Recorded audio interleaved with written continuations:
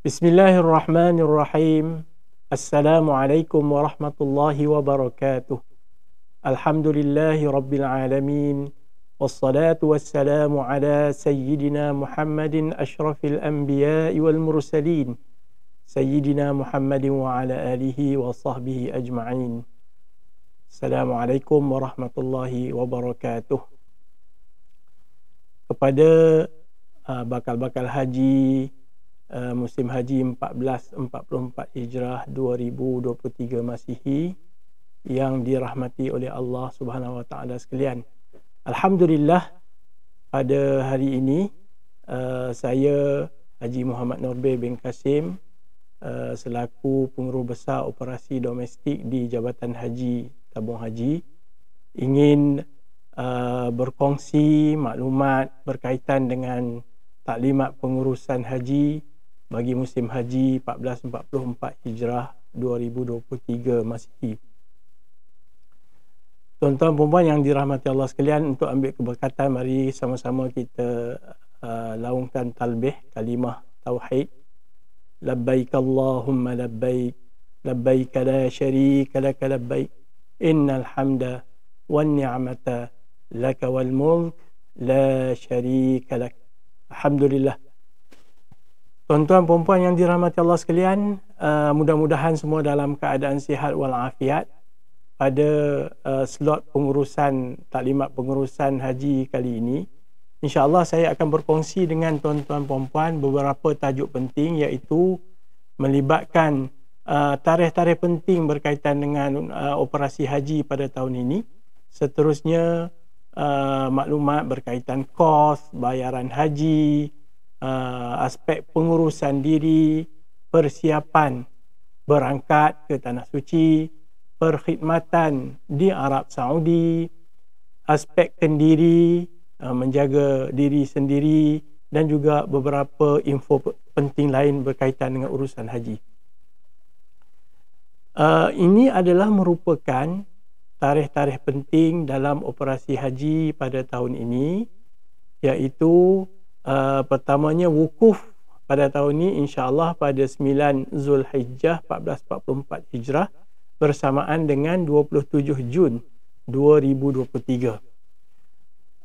Fasa 1 iaitu melibatkan keberangkatan bakal haji. Insya-Allah penerbangan pergi untuk KT pertama adalah bermula pada 1 Zulkaidah 1444 Hijrah bersamaan dengan 21 Mei, minta maaf 1 Zulkaidah 1444 Hijrah bersamaan dengan 21 Mei 2023 Masihi, iaitu hari Ahad. Penerbangan akhir untuk fasa yang pertama ialah pada 3 Zulhijjah 1444 Hijrah bersamaan dengan 21 Jun 2023 Masihi, iaitu hari Rabu. InsyaAllah wukuf kita pada 9 Zulhijjah 27 Jun, hari Selasa. Fasa kedua iaitu melibatkan penerbangan balik jamaah haji daripada Arab Saudi ke Malaysia. InsyaAllah penerbangan balik bagi KT pertama akan bermula pada 18 Zulhijjah 1444 Hijrah, iaitu bersamaan dengan 6 Julai 2023 hari Khamis, dan penerbangan terakhir untuk fasa balik adalah pada 15 Muharram 1445 Hijrah bersamaan dengan 2 Ogos 2023 Masihi, iaitu hari Rabu. Berikut ini adalah merupakan maklumat berkaitan dengan kos dan juga bayaran haji bagi tahun ini 1444 Hijrah. Bayaran haji bagi kos haji pada tahun ini adalah sebanyak ringgit Malaysia 30,850, ya. Bayaran haji bagi seorang jamaah haji muassasah untuk kumpulan B40 adalah ringgit Malaysia 11,980, di mana 1,000 RM1,000 adalah merupakan bantuan daripada pihak kerajaan Malaysia. Bagi kumpulan M40, bayaran hajinya adalah sebanyak ringgit Malaysia 15,980. Dan bagi kumpulan T20, bayaran hajinya untuk seorang adalah ringgit Malaysia 30,850. Ini bermakna dari aspek bantuan kewangan haji, di mana tabung haji masih lagi memberikan bantuan kewangan haji secara bersasar kepada jemaah haji muassasah untuk kali pertama, walaupun terdapat kenaikan pada bayaran haji, di mana bagi kumpulan B40 melibatkan bantuan kewangan haji sebanyak ringgit Malaysia 19,870 bersamaan dengan 64%. Bagi kumpulan M40 pula, bayaran bantuan kewangan haji adalah sebanyak ringgit Malaysia 14,870 bersamaan dengan 48%.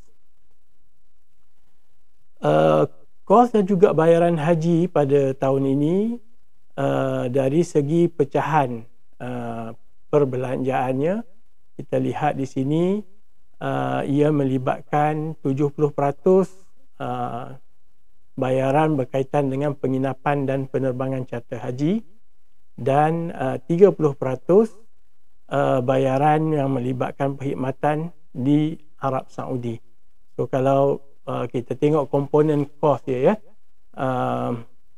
penerbangan charter haji, penginapan, sajian, pengangkutan bas di Tanah Suci, dan juga perkhidmatan wajib yang disediakan ataupun yang dikenakan berkaitan dengan urusan haji semasa di Arab Saudi. Berikut ini adalah merupakan kos dan juga bayaran haji yang melibatkan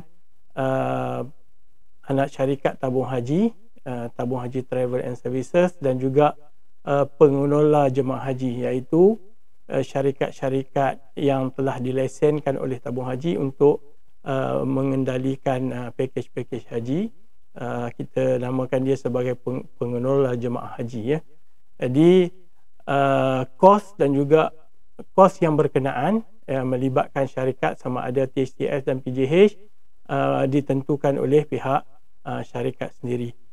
Satu perkara penting yang saya nak tarik perhatian kita semua, tuan-tuan perempuan semua, dalam memilih syarikat-syarikat pengendali pengelola jemaah haji ini, PJH ini, pastikanlah tuan-tuan perempuan bakal-bakal haji semua berurusan dengan PJH yang dilesenkan oleh tabung haji untuk tahun 1444 Hijrah 2023 Masihi sahaja. Jadi kalau ada syarikat yang tidak dilesenkan, janganlah kita berurusan dengan syarikat tersebut. Jadi pastikan syarikat-syarikat yang tabung haji lesenkan sahaja yang boleh kita berurusan untuk mendapatkan pakej haji, ya.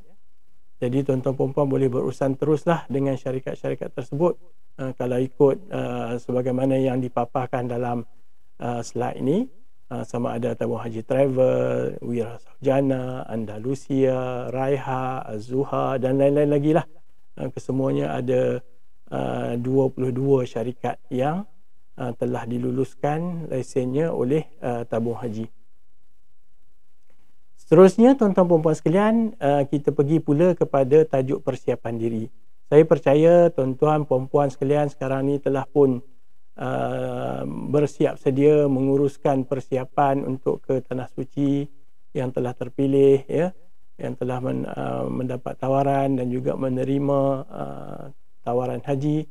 So ini adalah beberapa perkara penting yang perlu dipersiapkan dari segi pakaiannya, dari segi buku untuk panduan haji dan umrah. Ini semua berkaitan dengan pemusafiran kita lah, sama ada di pihak lelaki maupun di pihak perempuan. Adalah baju dan juga peralatan berkaitan dengan keperluan kesihatan kita, ya. Semuanya saya ingat tuan-tuan perempuan boleh merujuk kepada buku-buku panduan juga dari segi senarai semak barang-barang yang diperlukan. Ini kita tunjukkan, kita kongsikan sebagai satu contoh. Kalau lelaki, baju Melayu, baju t-shirt, kain pelekat, tali pinggang, kain ihram. Kalau perempuan, kain telekung, kain batik, stokin dan lain-lain lah, ya. Seterusnya tentang persiapan diri, penting untuk kita mempersiapkan kewangan untuk perbelanjaan peribadi semasa di Tanah Suci. Kami meletakkan di sini anggaran keperluan kewangan peribadi ini antara 1,000 hingga 3,000, walau bagaimanapun ianya tertakluk kepada keperluan individu masing-masing lah, ya. Sebahagian kewangan ini boleh dibawa secara tunai dan sebahagian elok disimpan di dalam akaun kad debit bank Islam masing-masing, kerana tabung haji semasa di Tanah Suci kita tidak menyediakan perkhidmatan kaunter pengeluaran wang, ya.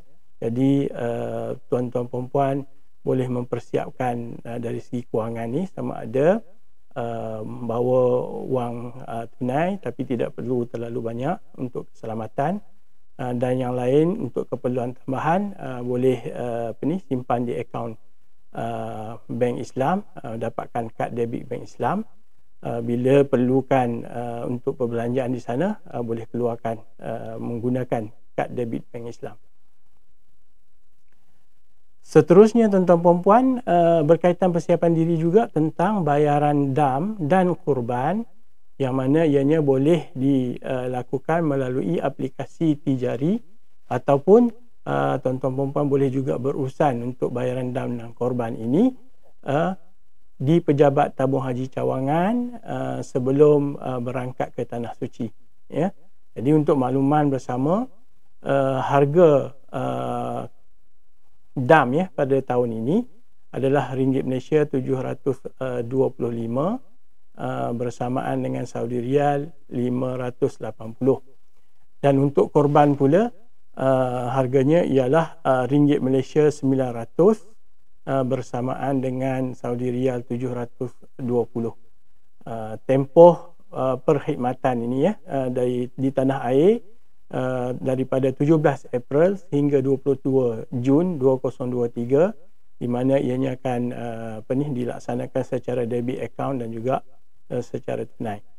Di Tanah Suci akan mula perkhidmatan ini pada 21 Mei sehinggalah 25 Julai 2023 melalui kaedah debit akaun tabung haji, melalui tijari 17 April sehingga 25 Julai 2023 melalui kaedah debit akaun tabung haji juga. Seterusnya tuan-tuan perempuan, bagaimana untuk memiliki kad debit bank Islam, ya, dan juga apa fungsinya, bagaimana untuk keluarkan wang tunai di mesin ATM. Mungkin ada persoalan-persoalan tuan-tuan perempuan tentang kemudahan kad debit ni, kan. Bagaimana proses untuk perbelanjaan runcit, sekiranya ada masalah kad debit, bagaimana untuk diselesaikan, ya. Buku panduan untuk rujukan dan kepada bakal haji, kepada tuan-tuan perempuan, akan diedarkan semasa tuan-tuan perempuan melapor diri di stesen berlepas untuk ke Tanah Suci, tentang kad debit bank Islam. Jadi berdasarkan kepada buku panduan tersebut, tuan-tuan perempuan boleh merujuklah untuk mendapatkan maklumat secara lebih lanjut, ya. Untuk mendapatkan kad debit bank Islam visa tabung haji ni, kena buat persiapan awal sebelum berangkat ke Tanah Suci lah, ya. Kad debit bank Islam visa tabung haji ni boleh mengunjungi cawangan bank Islam untuk dapatkannya, ya. Dan juga mendapatkan khidmat nasihat daripada para pegawai bank Islam melalui pilihan akaun simpanan Qard ataupun akaun Al-Awfa, dan mengunjungi cawangan bank Islam untuk proses imbasan kod QR untuk isikan borang panggilan dan juga mohon di tabung haji cawangan juga ya, bank Islam, mohon kad debit bank Islam juga boleh diminta bantuan di tabung haji cawangan juga sekiranya tuan-tuan perempuan ada masalah untuk pertanyaan ya. Urusan kewangan masa di tanah suci menggunakan kad debit bank Islam ini ya, dan untuk kegunaan pengeluaran wang dan perbelanjaan di Mekah dan di Madinah sebagai contohnya untuk kita membeli makanan, membeli keperluan kita semasa di tanah suci. Jadi pengeluaran boleh dibuat menggunakan kad debit ini dan di ATM machine yang ada di tanah suci lah ya. Bakal haji perlu membawa bersama telefon pintar untuk kegunaan di tanah suci. Ini juga merupakan satu perkara penting pada masa kini kerana telefon pintar ni memang sangat-sangat diperlukanlah untuk urusan haji kita, di mana sekiranya kita memerlukan pembelian data untuk kad ya, SIM card, jadi ianya adalah di bawah tanggungan bakal haji sendirilah. Dan kita nasihatkan supaya jangan beli kad SIM ni di lapangan terbang ataupun di tepi jalan dan juga dengan penjaja-penjaja di jalanan lah, untuk mengelakkan supaya berlaku penipuan dan sebagainya. Petugas syarikat telekomunikasi akan menyediakan perkhidmatan untuk SIM card ini di maktab dan juga di zon. Jadi kita bolehlah membeli kad SIM ini dengan petugas-petugas semasa kita berada di zon di Madinah dan juga di maktab-maktab kita di Mekah. Terdapat pelbagai syarikat telekomunikasi di Arab Saudi yang menyediakan perkhidmatan di tanah suci. Jadi jemaah haji boleh membuat pilihan berdasarkan kepada tawaran pakej yang disediakan oleh syarikat-syarikat tersebut, di antaranya Mobili, STC, Libara, Zain. Bagi tuan-tuan perempuan yang biasa menunaikan umrah, jadi sudah biasalah dengan syarikat-syarikat nama-nama ni ya. Dan juga perkhidmatan dari segi international roaming, panggilan antarabangsa oleh syarikat komunikasi tanah air. Jadi jemaah boleh menghubungi terus syarikat di Malaysia untuk mengetahui pakej-pakej yang ditawarkan, sebagai contohnya pihak Telekom, pihak TM dan juga pihak Celcom dan juga lain-lainlah syarikat. Okey tuan-tuan perempuan sekalian, berkaitan dengan telefon pintar dan juga aplikasi di tanah air, dengan menggunakan telefon pintar, beberapa aplikasi berikut sangat penting untuk di download dan berfungsi di telefon kita. Yang pertamanya Tijari. Jadi Tijari ini untuk urusan tawaran dan juga terimaan tunai haji, rayuan tunai haji yang boleh dilakukan oleh pendeposit. Seterusnya Tijari juga menyediakan perkhidmatan untuk membuat bayaran dam dan korban untuk bakal haji ya. Aplikasi yang kedua adalah TH Hujjaj ya. Jadi TH Hujjaj ini adalah merupakan aplikasi yang menyediakan maklumat penting dan juga panduan ibadat haji di tanah air dan juga di tanah suci kepada bakal dan juga jamaah haji. TH Hujjaj juga menyediakan perkhidmatan live chat talian ibadat haji, iaitu e-taib semasa di tanah suci. Bermakna kalau semasa berada di tanah suci, tuan-tuan perempuan ada apa-apa masalah berkaitan dengan ibadat sama ada umrah ataupun haji, jadi bolehlah menggunakan live chat ini untuk menyalurkan persoalan dan insya-Allah petugas bimbingan haji akan membantu tuan-tuan perempuan menjawab persoalan berkaitan dengan ibadat. Seterusnya berkaitan mobiliti haji, ianya merupakan aplikasi bagi tuan-tuan perempuan jemaah haji nanti yang berada di tanah suci yang terlibat sebagai sahabat maktab. Sebagai contohnya di maktab-maktab kita di Mekah, tuan-tuan perempuan ada peluang untuk berkhidmat sebagai sahabat maktab untuk membantu tabung haji dalam melaksanakan urusan maktab dengan baik dan juga cemerlang. Jadi sahabat maktab ni boleh menggunakan aplikasi mobiliti haji ni untuk tugas-tugas sebagai contohnya mengira berapa jumlah jemaah haji, contohnya apabila daripada pergerakan Mekah ke Arafah berapa dah sampai, berapa yang masih berbaki, ya. So kemudahan lah yang ada menerusi aplikasi mobiliti haji ni.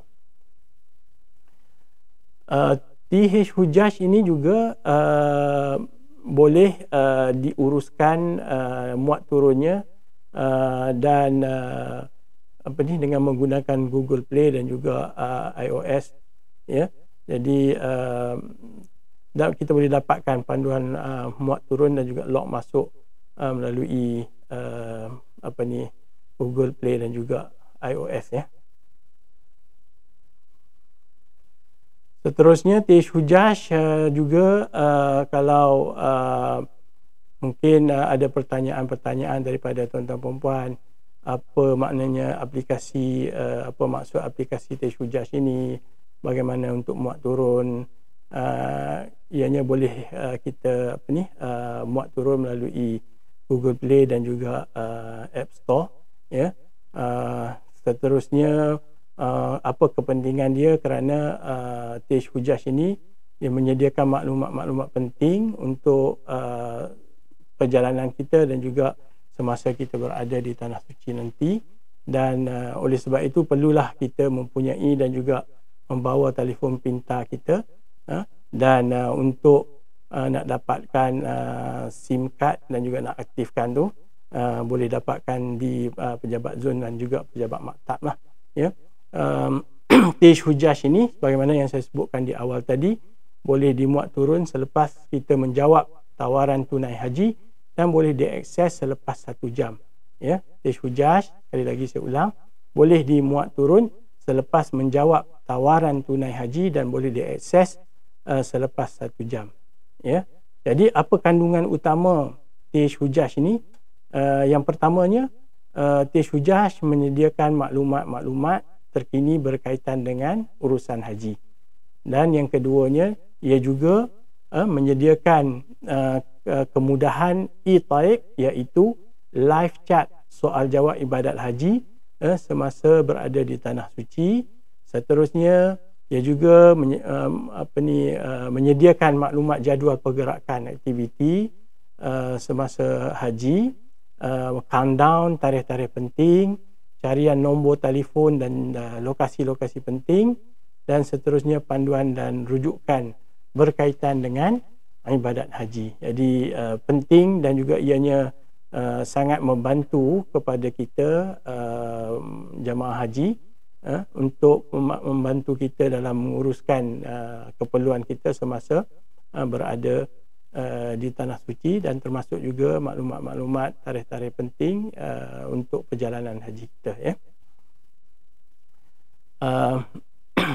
Ini merupakan perkongsian TH Hujaj ini daripada peringkat maktab ni. Ini yang saya sebutkan tadi tentang tuan-tuan perempuan sebenarnya semasa berada di Tanah Suci, secara khususnya semasa berada di maktab kita di Mekah, tuan-tuan perempuan yang berminat bolehlah menyertai sahabat maktab ini. Di setiap maktab ada sahabat maktab untuk sama-sama dengan petugas tabung haji untuk membantu menguruskan urusan jemaah haji di maktab-maktab kita di Mekah. Jadi gambar ini menunjukkan semua mempunyai TH Hujaj lah, ya. Baik tuan-tuan perempuan sekalian, kita pergi kepada seterusnya tentang persiapan diri ini. Berkaitan dengan semua bakal haji hendaklah menyerahkan pasport Malaysia antarabangsa dan 2 keping gambar untuk visa ke pejabat tabung haji cawangan mulai bulan Ramadan. Saya percaya pada masa ini tuan-tuan perempuan yang telah menerima tawaran dan telah pun menyempurnakan urusan tawaran terimaan tawaran haji dan seterusnya, telah mendapat makluman tentang urusan pasport kita, sebagaimana yang disebutkan tadi, kena serahkan pasport dan juga 2 keping gambar selepas selesai melaksanakan Saudi Visa Bio, ya. Satu aplikasi yang telah ditetapkan oleh pihak kerajaan Arab Saudi pada tahun ini. Dan untuk pasport ini, sebelum serahkan, ya, pastikan tarikh tamat PMA hendaklah sekurang-kurangnya 6 bulan selepas tarikh wukuf tahun semasa, iaitu pada tahun inilah, iaitu selepas 1 Januari 2024, ya. Dan pasport hendaklah mempunyai sekurang-kurangnya 4 turutan muka surat yang masih kosong, ya. Gambar untuk visa, 2 keping gambar berlatar belakang warna putih, di mana ukuran gambar 4 cm x 6 cm, dan hujung telinga kiri ke hujung telinga kanan, ini dia punya spek lah, 3 cm atas kepala ke bawah dagu, 4.5 cm, dan keluasan muka hendaklah 70% hingga 80% dari ukuran gambar. Biasanya kalau di tempat kita ada, kita boleh merujuk kepada kedai-kedai gambar yang biasa mengambil gambar berkaitan dengan urusan visa haji ni. Dia boleh membantu kita lah, ya. Seterusnya tuan-tuan dan puan, ini yang saya sebutkan tadi tentang pada tahun ini pihak kerajaan Arab Saudi telah menguatkuasakan penggunaan Saudi Visa Bio, ya.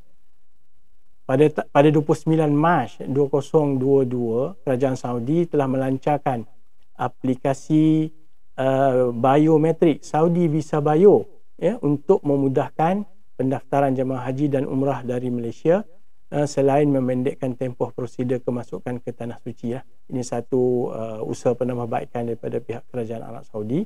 Dan arahan melalui perkeliling Kedutaan Besar Arab Saudi pada 28 November 2022 berkaitan penguasaan penggunaan aplikasi Saudi Visa Bio ini untuk jemaah haji dan juga umrah. Jadi maknanya semua bakal haji pada tahun ini perlu melaksanakan menggunakan Saudi Visa Bio ni untuk urusan permohonan visa. Jadi kena masukkanlah maklumat-maklumat dan juga proses-proses yang telah ditetapkan. So ini tata cara pendaftaran Saudi Visa Bio, ya. Yang pertama, perlu memuat turun aplikasi Saudi Visa Bio ini menggunakan Google Play dan App Store, ya. Yang kedua, mempunyai email yang aktif untuk menerima pengesahan. Dan yang ketiga, email perlu disahkan, ya, melalui notifikasi daripada aplikasi Saudi Visa Bio ini. Yang keempat, dengan menggunakan kamera telefon pintar dan imbas. Yang pertamanya, muka surat butiran peribadi dalam pasport Malaysia antarabangsa kita, ya. Yang keduanya, kita imbas gambar muka bakal haji, ya. Dan seterusnya, yang ketiga, kita imbas 10 cap jari, ya. Dan seterusnya, bila selesai perkara-perkara, 3 perkara tersebut, kita kenalah hantar, ya, kena hantar dan pastikan notifikasi pengesahan pendaftaran telah berjaya diterima melalui email yang telah didaftarkan tadi. Dan bakal haji hendaklah mencetak notifikasi yang telah diterima melalui email untuk diserah kepada pejabat tabung haji cawangan bersama-sama dengan pasport, ya. Seterusnya, berkaitan dengan persiapan berangkat, iaitu melibatkan surat jadual penerbangan, ya. Surat jadual penerbangan akan dikeluarkan oleh pejabat tabung haji cawangan mulai bulan Syawal secara berperingkat-peringkat, ya. Saya ulangi sekali lagi, surat jadual penerbangan dikeluarkan oleh pejabat tabung haji cawangan mulai bulan Syawal secara berperingkat-peringkat. Dan bakal haji hendaklah melapor diri mengikut arahan surat jadual penerbangan yang ditetapkan dan tidak dibenarkan untuk membuat pertukaran penerbangan, ya.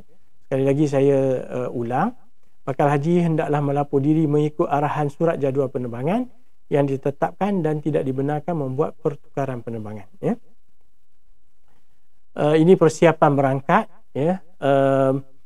Dari Malaysia sebenarnya kita ada 8 stesen utama, iaitu stesen utama di KLIA di Moving Peak MACC Moving Peak Hotel and Convention Center di Sepang, merupakan stesen utama kita, dan kita ada 7 stesen daripada luar, iaitu daripada Kota Baru, daripada Alor, daripada Bayan Lepas, daripada Kuala Terengganu, daripada Senai, Kuching dan juga Kota Kinabalu.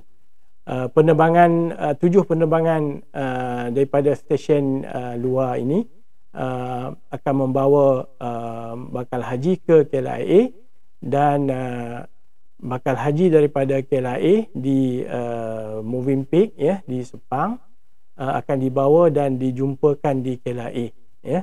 Sekiranya penerbangan tersebut melibatkan 2 kumpulan lah, satu kumpulan daripada stesen luar, contohnya daripada Senai, dan satu kumpulan lagi daripada stesen di Sepang. Jadi kedua-dua kumpulan ini akan dijumpakan di KLIA. Maknanya yang daripada stesen luar dia tidak perlu datang ke KLIA, ke MACC lah, ke Moving Peak, ya. Dan seterusnya urusan immigration Malaysia di KLIA, ya. Dan selepas selesai urusan immigration Malaysia di KLIA, bakal haji akan melalui urusan immigration Arab Saudi, yang mana ianya ditempatkan di KLIA. Ini di bawah program Makkah Road. Ini pun satu usaha penambahbaikan yang telah dilaksanakan oleh kerajaan Arab Saudi, yang mana ianya memberi kesan yang baik, mengurangkan tempoh menunggu semasa kita sampai di lapangan terbang di Madinah ataupun di Jeddah di Arab Saudi nanti. Dan seterusnya, selepas selesai urusan immigration Arab Saudi di KLIA, jemaah haji akan dibawa menaiki pesawat, ya, untuk penerbangan mengikut jadual. Kalau ke Madinah akan ke Madinah, dan kalau penerbangan tersebut dijadualkan daripada Kuala Lumpur ke Jeddah, makanya akan tiba di Jeddah, ya. Ini proses clearance, pre-clearance yang telah dilaksanakan, dan insyaAllah pada tahun ini akan dilaksanakan juga proses pelepasan pre-clearance ini daripada pihak Immigration Arab Saudi, dilaksanakan di KLIA, ya.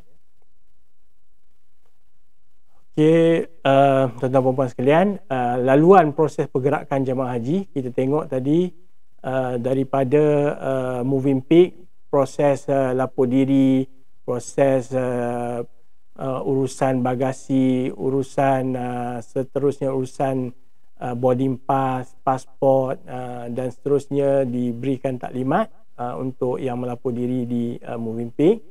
Dan seterusnya, kalau dah selesai semua urusan di Moving Peak, semua bakal jemaah haji akan dibawa menaiki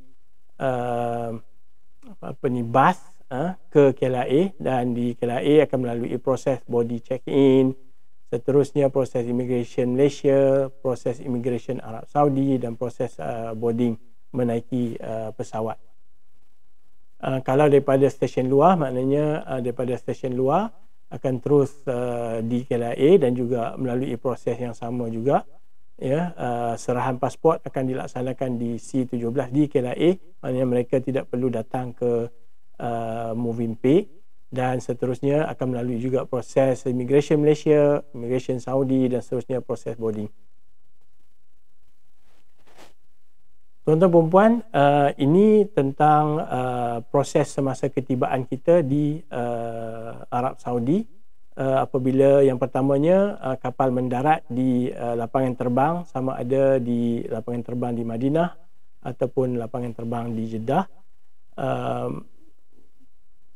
Jadi seterusnya, daripada selepas mendarat, bakal jemaah haji akan dibawa ke Dewan Tiba, seterusnya berada di Dewan Tiba dan akan disambut oleh petugas tabung haji, dan juga melalui petugas tabung haji dan juga petugas immigration Saudi, dan melalui imbasan beg bimbit kita, seterusnya keluar daripada bangunan terminal.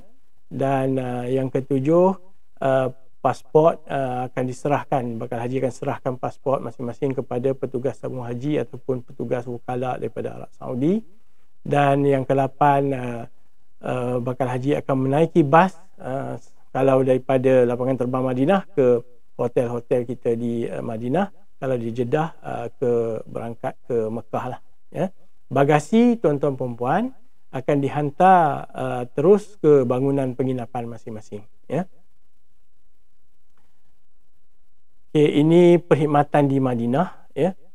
Di Madinah, kalau kita tengok di gambar yang saya kongsikan, kita ada di sini, ya, kita ada zon 1 dan juga zon 2. Zon 1 iaitu di kawasan utara, kita panggil, ya, kawasan utara. Kita ada 2 hotel di zon 1 ini. Yang pertama Hotel Saja Al-Madinah, yang kedua Hotel Anwar Al-Madinah Movenpick, ya. Zon 2 pula juga di kawasan utara, iaitu Hotel Imar Royal, ya. Dan ibu pejabat tabung haji berada di Roha Al-Madinah, agak terkeluar sikit lah, tapi insya-Allah di setiap zon memang ada petugas-petugas tabung haji yang telah disusun atur untuk membantu menguruskan keperluan semua bakal haji semasa berada di zon, sama ada zon 1 ataupun zon 2, ya, di hotel-hotel semua.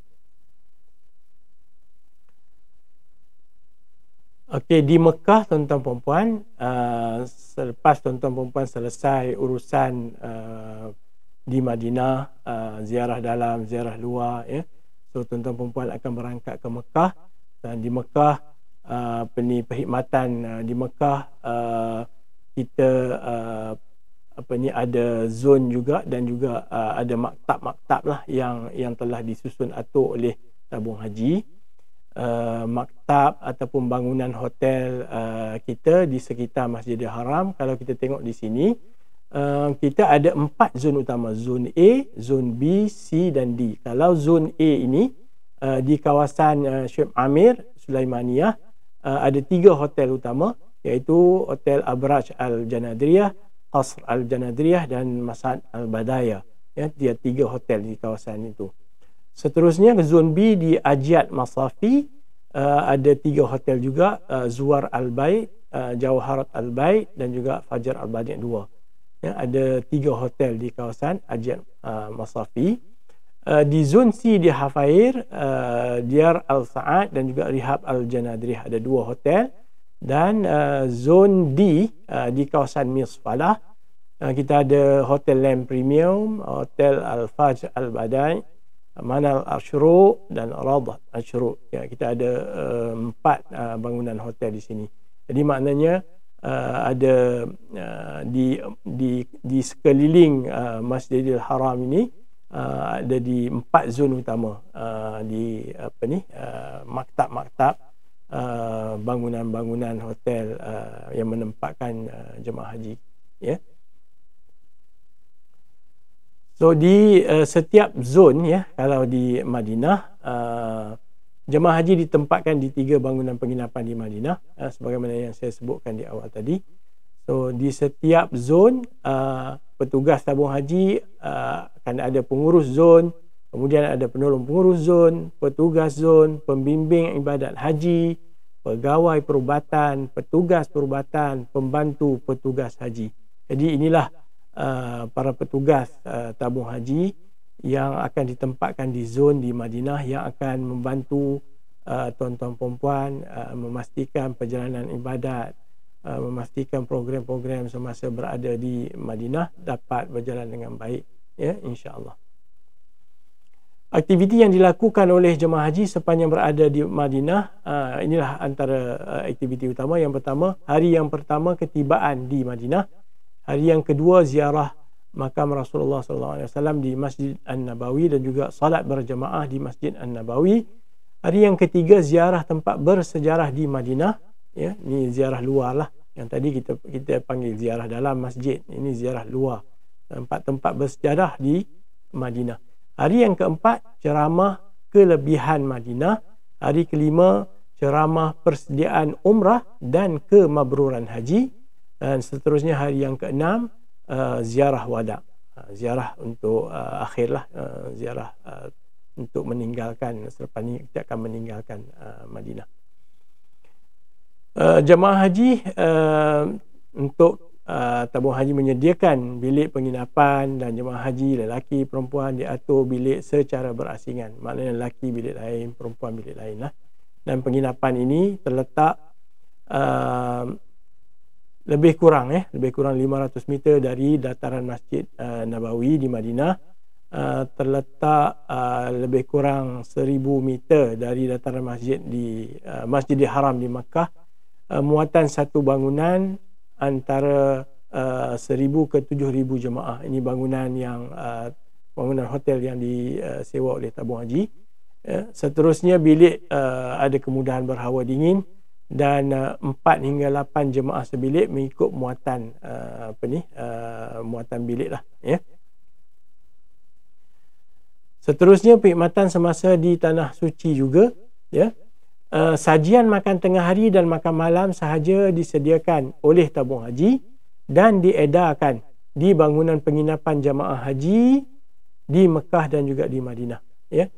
Dia ada level lah. Kalau kita tengok gambar tu, ada makan tengah hari, kemudian ada pack makan malam, ya. Jadi seterusnya juga akan diberikan cerek, uncang teh, kopi dan juga gula disediakan di bilik untuk sarapan pagi. Uncang teh lah, ada salah hejaan sedikit tu, bukan uncang teh, uncang teh. Dan jemaah haji hendaklah mengambil pack sajian di bangunan penginapan masing-masing, ya. Ada kaunter edaran sajian, jadi tuan-tuan perempuan boleh ke kaunter tersebut untuk mengambil pack makanan, ya. Dan akan dibantu oleh para petugas syarikat yang mengendalikan sajian, ya. Perkhidmatan di Arab Saudi juga tentang pusat perkhidmatan maktab di Mekah, ya. Di Mekah, setiap maktab akan ada pengurus maktab, penolong pengurus maktab, petugas, pembimbing ibadat haji, pegawai perubatan, petugas perubatan, pembantu petugas haji. Ada pengurus seorang, penolong pengurus 2 orang, petugas ada 4 orang, pembimbing ada 2 orang, pegawai perubatan seorang, dan petugas perubatan 2 orang, pembantu petugas 4 orang. Jadi anggaran jemaah haji dalam satu-satu maktab ni antara 2,700 ke 3,000 orang, ya. Dan jemaah akan diuruskan oleh petugas tabung haji sebagaimana yang saya sebutkan tadi, bersama-sama juga dengan syarikat Tiwafah Asia Tenggara, ya. Dan ini adalah contoh nombor-nombor maktab lah, ya. Kita tengok situ maktab 74, 75 sampailah maktab 82. Ini bagi jemaah haji muassasah, dan juga bagi pakej haji dan juga tabung haji, pakej haji, tabung haji travel, dan juga PJH, pengelola jemaah haji. Nombor maktab dia contohnya 83, 84 dan juga 85. Dan akan dibuat pengenalan warna lah bagi setiap maktab supaya memudahkan tuan-tuan perempuan juga, ya. Tabung haji menyediakan perkhidmatan bimbingan ibadat haji sepanjang musim haji seperti berikut, ya. Pembimbing ibadat haji Pehtas, ya, pakar rujuk ibadat di Ibu Pejabat Tabung Haji di Mekah. Pembimbing ibadat haji Pehtas di maktab, ya. Pakar rujuk ibadat di Ibu Pejabat Tabung Haji, ya, di Abraj Janadriah di Mekah. Sesi ceramah mengikut KT, ya, akan disediakan juga. Dan semua perlu hadirlah, semua tuan-tuan perempuan perlu hadir kepada semua program bimbingan, jadual ceramah yang akan dihebahkan oleh pihak maktab dan juga pihak zon, supaya bila kita hadir program-program bimbingan ini akan meningkatkan lagi kefahaman kita dan juga memastikan ibadat yang kita lakukan, ya, umrahnya, hajinya, insya-Allah sempurna mengikut syariat, mengikut ketetapan dalam ibadat haji lah. Ya, insya-Allah mudah-mudahan kita mendapat haji yang mabrur dengan pelaksanaan ibadat mengikut ilmu dan juga kefahaman yang betul. Perkhidmatan dalam talian, tabung haji menyediakan perkhidmatan secara dalam talian, telefon, di Madinah dan juga di Mekah. Ya, ini adalah talian berkaitan dengan kaunseling, dan nombor dia bagaimana yang tertera tu, 0125706600 untuk talian berkaitan dengan permasalahan kaunseling. Ya, kita juga ada talian Taib, ya, 0125706161 ni untuk talian ibadat, ya. Permasalahan berkaitan dengan ibadat, gunakan nombor berkaitan dengan Taib. Dan seterusnya berkaitan dengan bantuan lah, pusat bantuan, apa-apa bantuan yang diperlukan oleh tuan-tuan perempuan, boleh menelefon nombor bantuan. Seterusnya tuan-tuan perempuan sekalian, perkhidmatan yang disediakan oleh pihak ketiga kepada jemaah haji sepanjang musim haji, kenderaan, bas, kapal terbang, ziarah, seterusnya city check-in, seterusnya ini untuk city check-in, dan seterusnya kemudahan komunikasi, sebagaimana yang disebutkan tadi, kad SIM, dan juga kemudahan daripada syarikat-syarikat telekomunikasi, pos penghantaran bagasi, Zamzam, barang-barang bagasi, boleh dipos lebih awal dengan syarikat-syarikat yang menyediakan perkhidmatan ini, Pos Malaysia dan juga FGV Transport yang akan ditempatkan di bangunan maktab dan juga di zon juga. Seterusnya perkhidmatan kafeteria, untuk keperluan tuan-tuan perempuan membeli makan minum, sarapan pagi contohnya, dan keperluan-keperluan makan minum selain daripada makan tengah hari dan juga makan malam yang disediakan. So juga kemudahan dobi untuk tuan-tuan perempuan menguruskan keperluan untuk mencuci pakaian. Tuan-tuan perempuan sekalian, seterusnya perkhidmatan pengangkutan disediakan oleh syarikat Arab Saudi bagi perjalanan bas intercity dan juga bas masyair, iaitu pergerakan daripada Madinah, Jeddah ke Madinah, Madinah ke Mekah, dan seterusnya semasa operasi masyair daripada Mekah ke Arafah, Arafah ke Muzdalifah, Muzdalifah ke Mina, Mina balik ke Mekah. Perjalanan daripada sektor-sektor ini akan menggunakan perkhidmatan bas di mana muatannya lebih kurang 40 ke 50 orang lah dalam satu bas. Ini akan diselaraskan oleh pihak zon dan juga pihak maktab lah tentang pergerakan bas. Seterusnya perkhidmatan oleh pihak ketiga untuk syarikat Pos Malaysia dan FGV untuk perkhidmatan penghantaran barang daripada Arab Saudi ke Malaysia, caj penghantaran pos bagasi dan juga air zam-zam, jika adalah air zam-zam, destinasi kalau Semenanjung Malaysia dalam untuk bagasi, Saudi Riyal 18, untuk zam-zam untuk 5 liter Saudi Riyal 110, Sabah Sarawak Saudi Riyal 23 untuk bagasi, untuk zam-zam Saudi Riyal 130. Ini syarikat FGV dan juga Pos Malaysia menyediakan perkhidmatan penghantaran bagasi. Pergerakan jemaah haji daripada 8 Zulhijjah hingga 13 Zulhijjah. Ini merupakan pergerakan untuk operasi haji melibatkan masyair.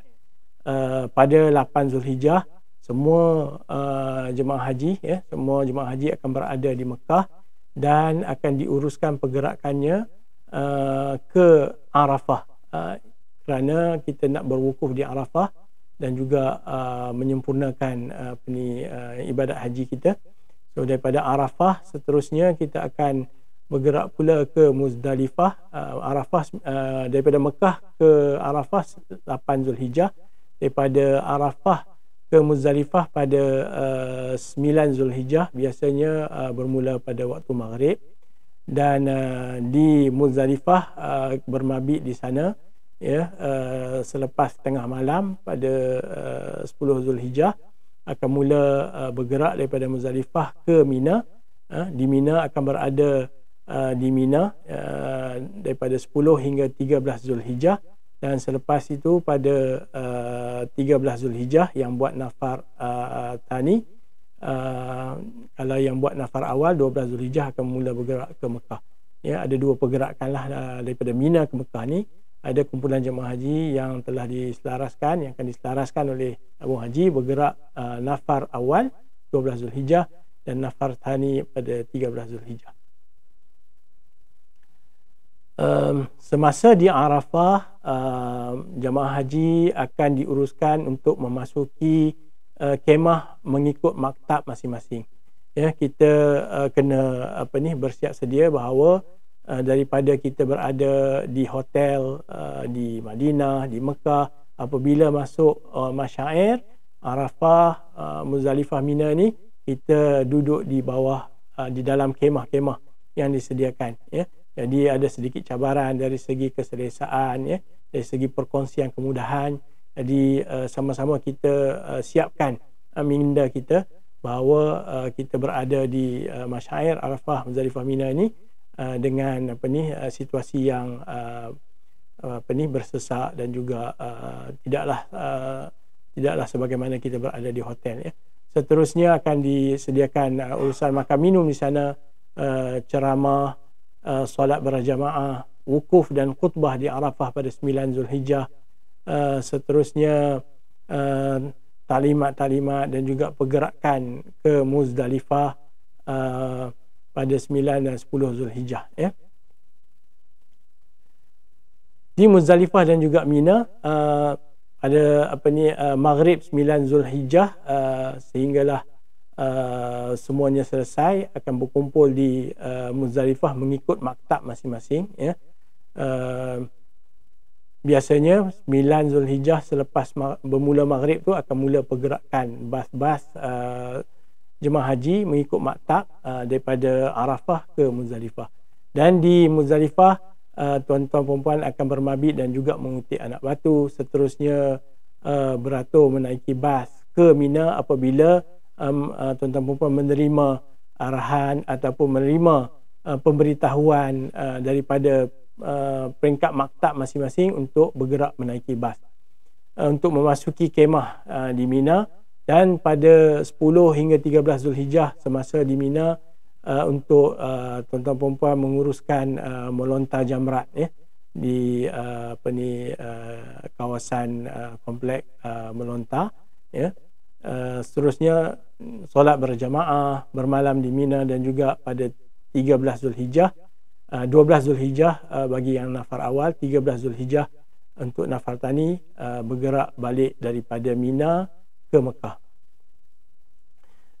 Di Mekah pada 13 Zulhijjah apabila tiba, semua jemaah haji akan memasuki bangunan penginapan masing-masing, ya, dan juga seterusnya mengikut pengaturan daripada pihak maktab akan melaksanakan tawaf haji, sa'i, tawaf wada, dan juga bagi yang penerbangan awal akan diuruskan penerbangan keberangkatan pulang, diikuti oleh penerbangan seterusnya yang akan diselaraskan oleh pihak maktab masing-masing, ya.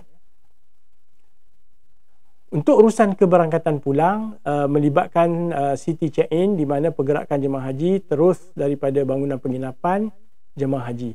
5 ataupun 6 hari sebelum berlepas akan diberikan notis tentang pergerakan berangkat pulang. Taklimat perjalanan akan dilaksanakan oleh pihak maktab.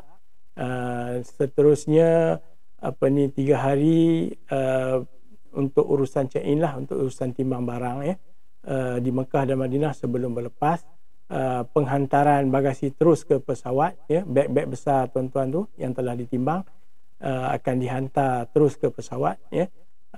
Seterusnya bertolak daripada terminal Jeddah 9 jam dan 3 jam. Kalau daripada Mekah ke Jeddah 9 jam, kalau daripada Madinah ke lapangan terbang Madinah 3 jam, ya, sebelum berlepas.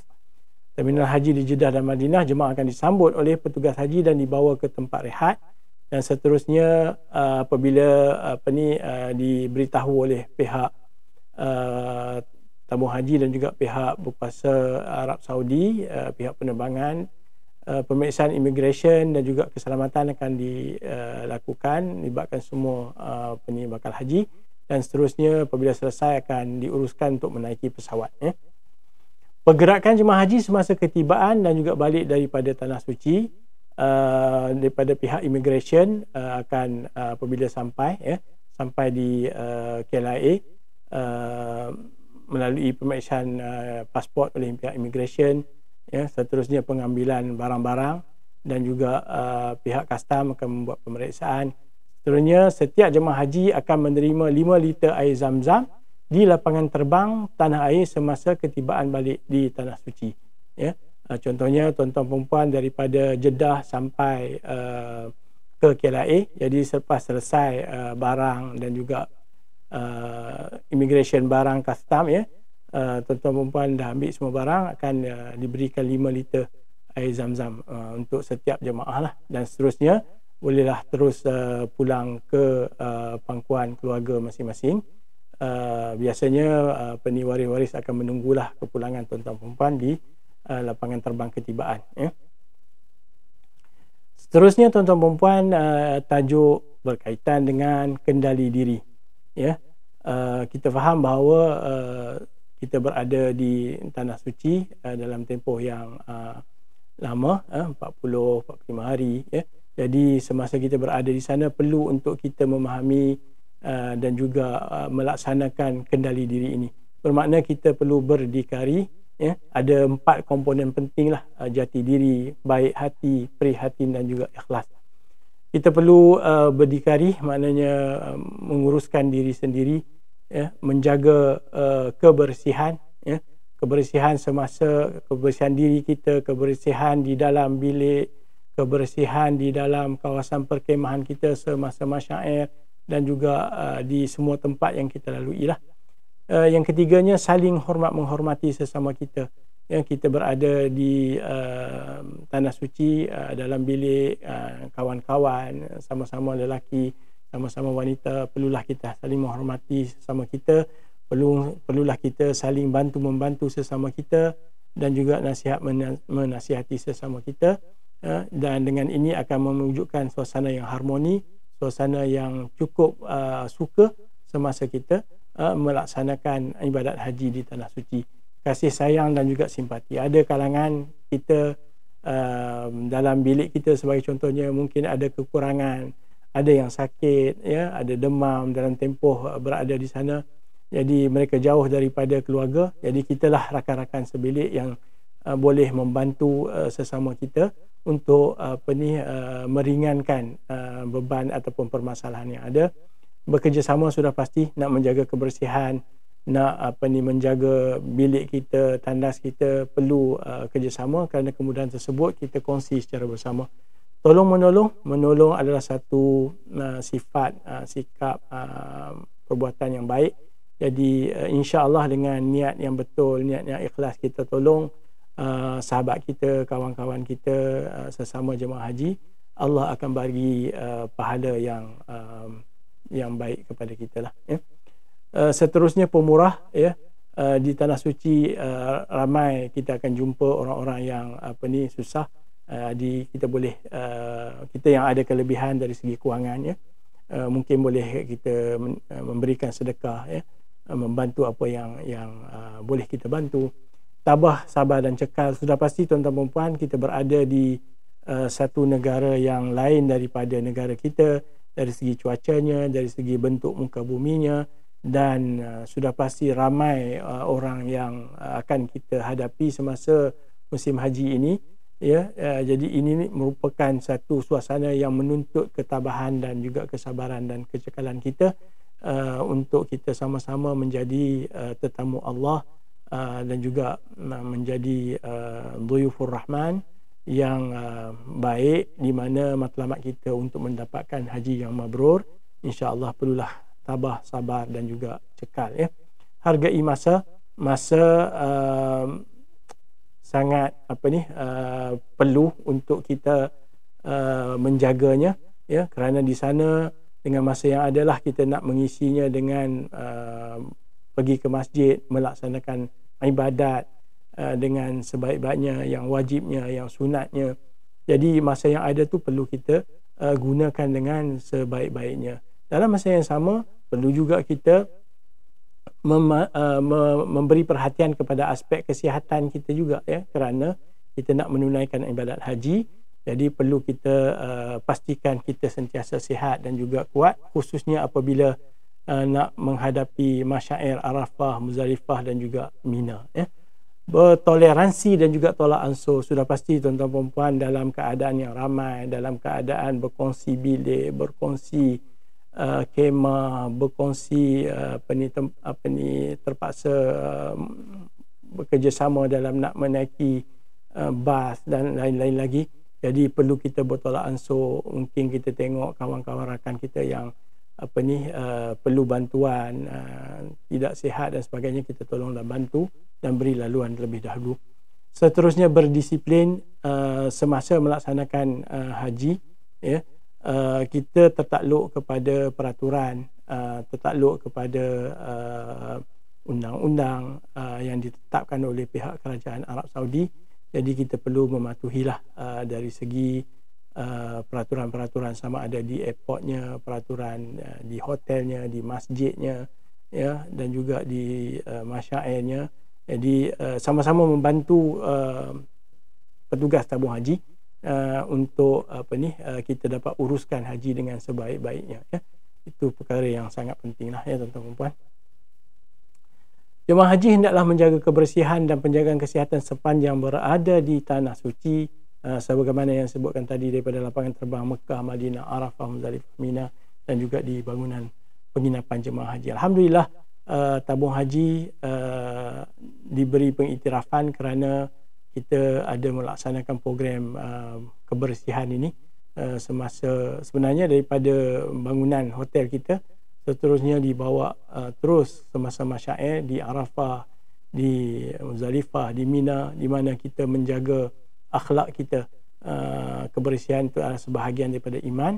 Jadi kitalah yang mewujudkan, mengamalkan penjagaan kebersihan ini, dan ini salah satu amalan yang baik dan perlu kita sama-sama sokong dan juga jayakan.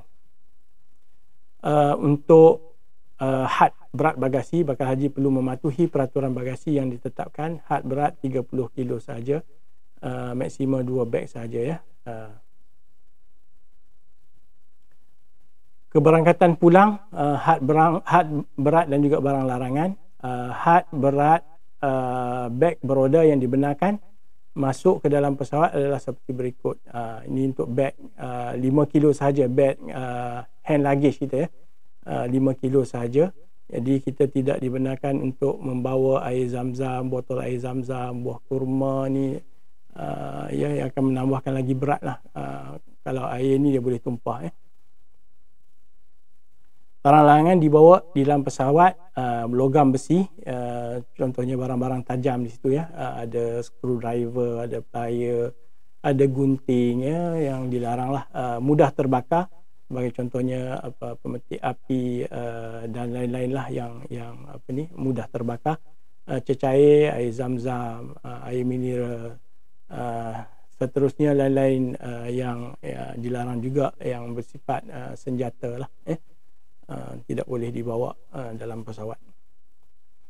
Pembatalan dan penundaan haji, lapor kepada tabung haji dengan serta-merta jika ada berlaku kematian, seterusnya edah, hamil, kemalangan dan masalah kesihatan lah, dan juga lain-lain perkara yang berkaitan, perlu maklumkan dengan seberapa segera kepada tabung haji, ya. Seterusnya, kursus perdana haji. Jemaah haji wajib hadir ke kursus perdana haji yang akan berlangsung pada minggu kedua atau ketiga bulan Syawal tahun 1444 Hijrah 2023 masih ini. Jemputan akan dikendalikan melalui pejabat tabung haji cawangan dan pejabat tabung haji negeri masing-masing.